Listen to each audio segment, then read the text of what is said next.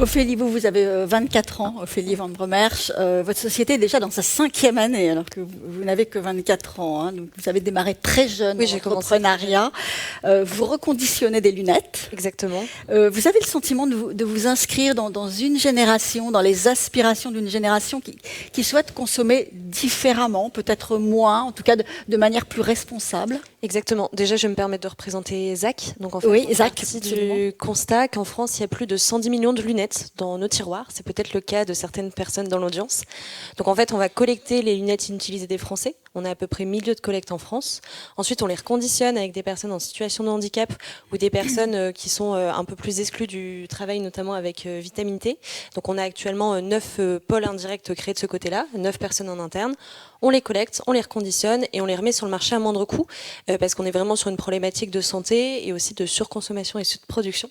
Je pense que peu de personnes dans la salle savent où sont faites vos lunettes que vous avez sur le bout du nez. Donc, c'est important de se poser les questions. Donc, on les collecte, on les reconditionne et on les remet sur le marché partout en France, soit dans notre boutique à Lille, soit partout en France, c'est des opticiens qui nous revendent. Donc vraiment, on est le back market de la lunette. Donc ça, c'est pour présenter Zach. Et pour répondre à votre question, du coup, oui, on est tout à fait sur pour moi, un changement de modèle où justement, en fait, l'entreprise doit être un vrai vecteur d'engagement aussi, où on n'attend plus simplement à que ce soit un endroit où on vient travailler et on va juste finir notre journée ou autre. On attend vraiment de la part de l'entreprise qu'on puisse s'engager et en fait avoir un impact derrière.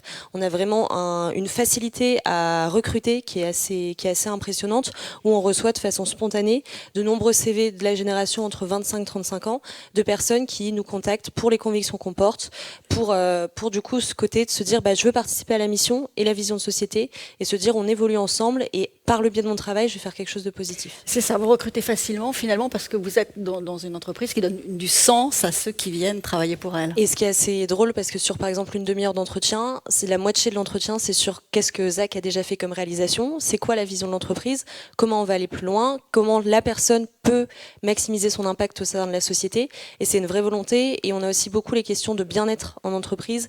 Qu'est-ce que l'entreprise fait, qu'est-ce qu'elle met en place pour justement accompagner cette génération. Comment vous définiriez plus largement le rapport au travail de votre génération ? Le rapport au travail, alors comment le définir plus largement ? Je pense que c'est une volonté d'équilibre. Pour moi, c'est vraiment ça. Je pense que c'est vraiment la notion d'équilibre.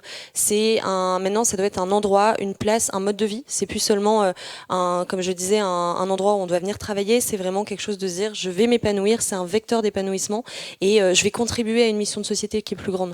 La première volonté des jeunes maintenant, c'est plus forcément d'aller dans une société où la première volonté est de faire un bénéfice, mais justement de se dire la mission de ma société c'est d'aller plus loin et de réaliser quelque chose de poussé avec. Et en termes d'organisation du travail, vous qui êtes dans une petite structure quand même, vous arrivez à répondre à cette envie, à ce désir de vos salariés ?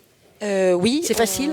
Alors on manage, après on est une petite structure, le moment où on va forcément développer ce sera peut-être différent. Pour l'instant on manage aussi directement encore en direct, mais du coup on a mis des choses en place très poussées. On fait 3 entretiens individuels par an pour les accompagner.